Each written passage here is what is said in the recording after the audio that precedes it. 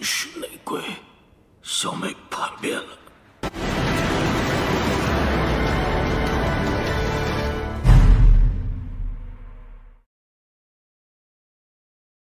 Suatu hari di Asia Tenggara perbatasan Salamani, terlihat sebuah camp tempat para kelompok mafia perdagangan organ tubuh manusia.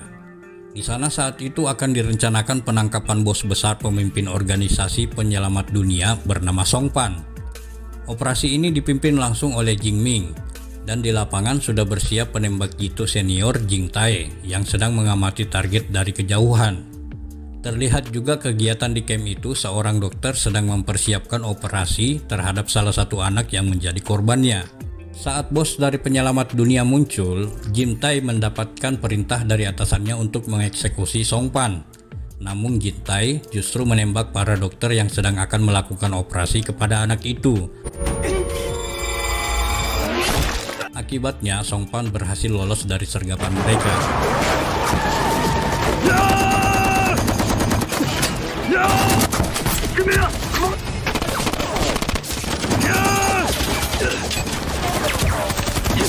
Namun di sisi lain, Jing Tai berhasil menyelamatkan anak itu.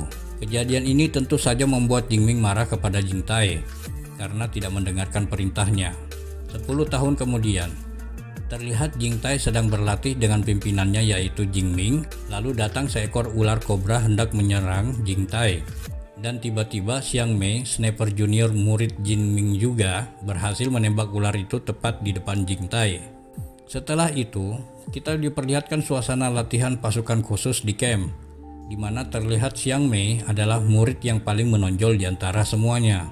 Perlu diketahui, Xiang Mei adalah sniper junior yang dilatih khusus oleh Jing Ming, di mana Xiang Mei dulunya adalah korban perdagangan manusia, namun diselamatkan oleh Jing Ming. Kemudian kita diperlihatkan pelantikan Jing Tai dan Xiang Mei sebagai pasukan keamanan kesatuan BW, di mana penghargaan langsung diberikan oleh komandan tertinggi.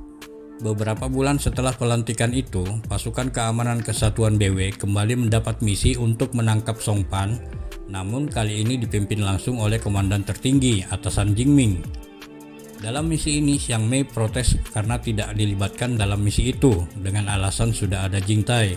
Sebelum memulai misi, komandan tinggi mengatakan selama ini dalam setiap misi menangkap Song Pan selalu gagal, dan komandan tinggi curiga kalau di timnya ada yang membocorkan informasi ini sehingga misi selalu gagal.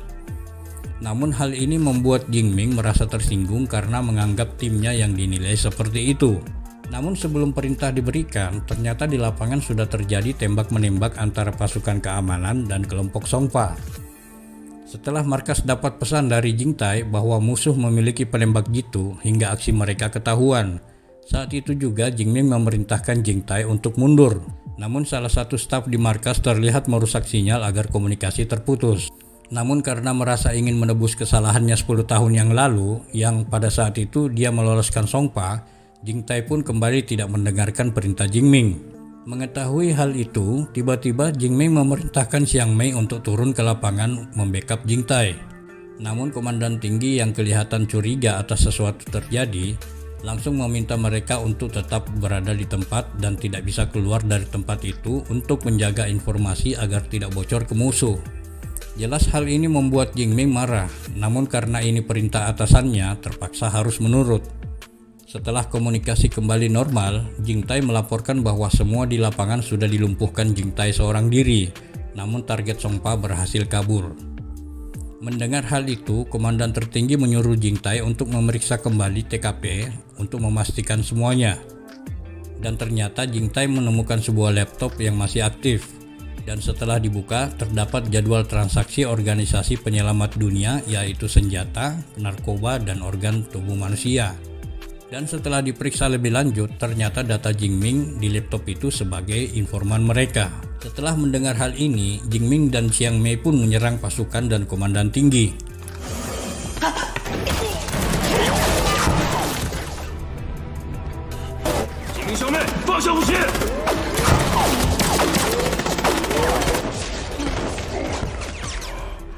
Beberapa saat kemudian, Jing Tai datang dan sudah menemui komandan tinggi terkena tembakan. Dan sebelum meninggal dunia, Komandan tinggi mengatakan kepada Jing Tai bahwa Jing Ming adalah mata-mata dan Xiang Mei telah berkhianat. Namun dari belakang, Jing Ming menodongkan senjata kepada Jing Tai. Dan tiba-tiba Xiang Mei langsung menyerang Jing Tai.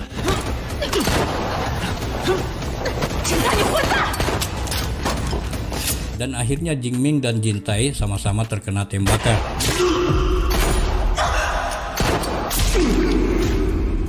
Beberapa saat setelah kejadian itu, tiba-tiba markas langsung dibom oleh kelompok Songpan, sehingga membuat markas pasukan hancur. Kemudian kita melompat 8 tahun kemudian. Terlihat Jing Tai yang sedang mabuk sedang berjalan mencari barang-barang bekas. Tiba-tiba muncul seorang anak kecil bernama Feng sedang diburu oleh sekelompok orang. Ternyata anak ini telah mencuri uang dari kelompok orang itu. Dan akhirnya Jing Tai pun menolong anak itu dengan terpaksa harus merelakan uangnya diambil oleh kelompok pemuda itu sebagai ganti ruginya.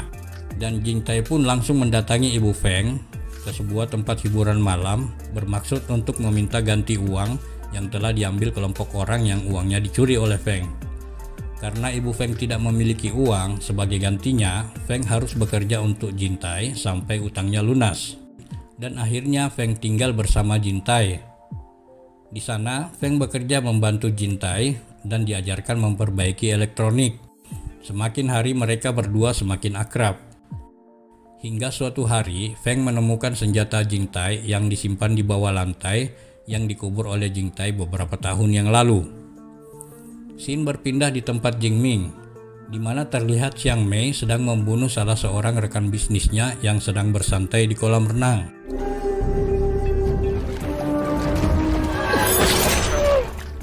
Setelah itu, Xiang Mei memberikan informasi kepada Jing Ming bahwa golongan darah yang sesuai dengan Jing Ming sudah ditemukan. Kita flashback dulu guys. Jadi pada saat itu, Jing Ming tertembak oleh Jing Tai dan peluru itu terkena hingga ke kulit jantung Jing Ming.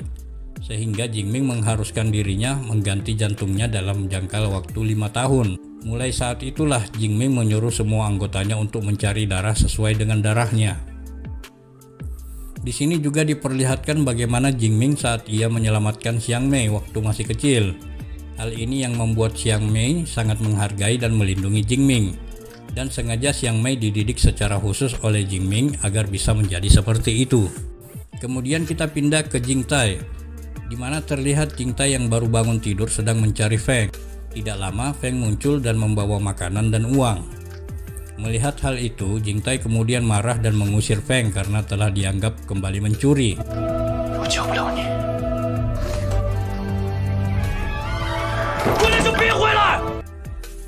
Dan akhirnya Feng pun pergi meninggalkan Jing Tai.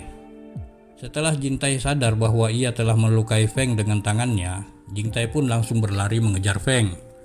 Namun sebelum Feng dibawa pulang, Feng lebih dulu diculik oleh kelompok penyelamat dunia karena darah Feng adalah termasuk golongan darah yang paling langka.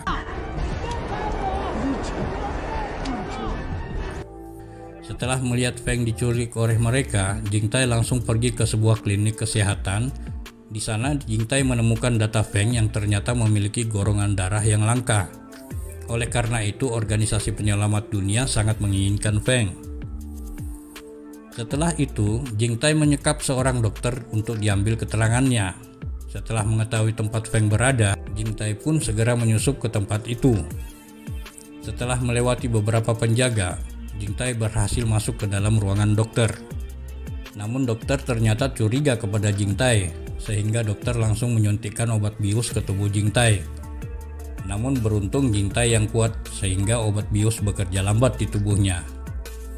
Dalam keadaan sekarat, Jing Tai pun harus melawan tangan kanan Jing Wing.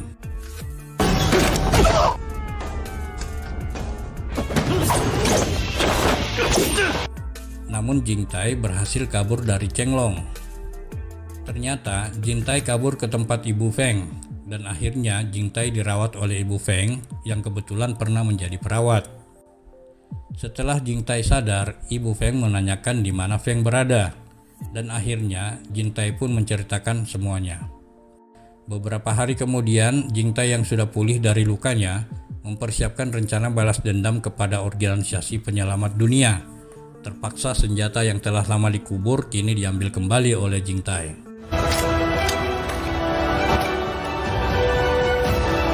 Setelah itu kita lihat Ibu Feng pergi ke tempat pegadaian untuk menggadai kalung Chenglong yang diambil Jing Tai sewaktu duel kemarin. Tanpa diketahui, orang pegadaian itu langsung memberitahukan Chenglong, dan Ibu Feng pun diancam untuk mengatakan di mana Jing Tai berada. Namun tiba-tiba Chenglong ditembak oleh Jing Tai.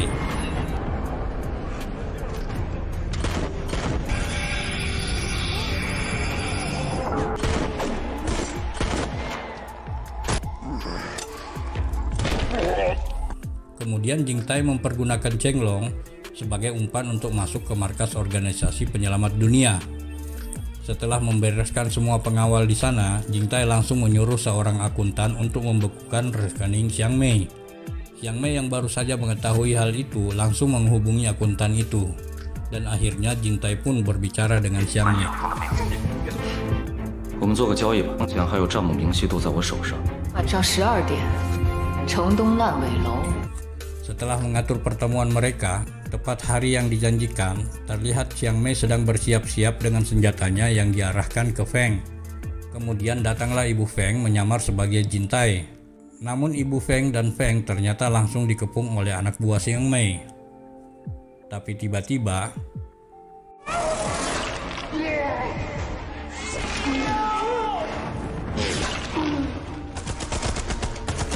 Jing Tai menembak semua anak buah Xiang Mei.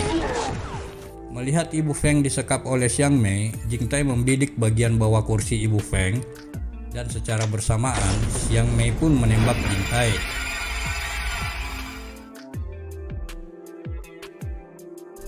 Setelah itu, Ibu Feng dan Feng hendak pergi meninggalkan tempat itu, namun tiba-tiba di dalam mobil sudah ada Jing Ming menunggu, dan akhirnya Ibu Feng pun dibunuh oleh Jing Ming.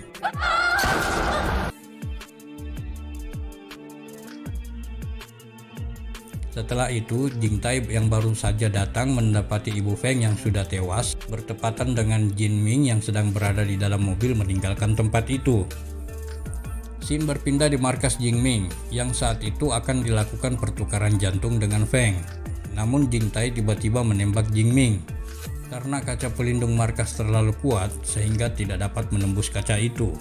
Lalu Jing Ming menyuruh penembak jitunya untuk mengejar Jing Tai di hutan. Dan terjadilah pertempuran. 小飞，报告位置。无恙会面，小飞收到。看见了，北偏西35度。不见了。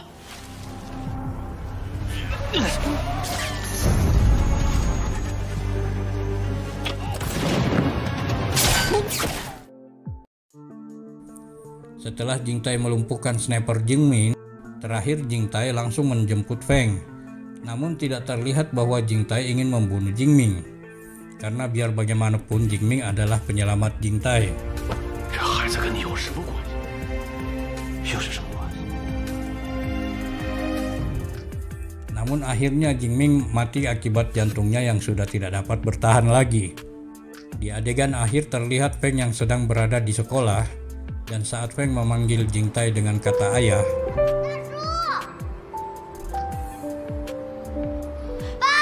film pun berakhir. 好好读书，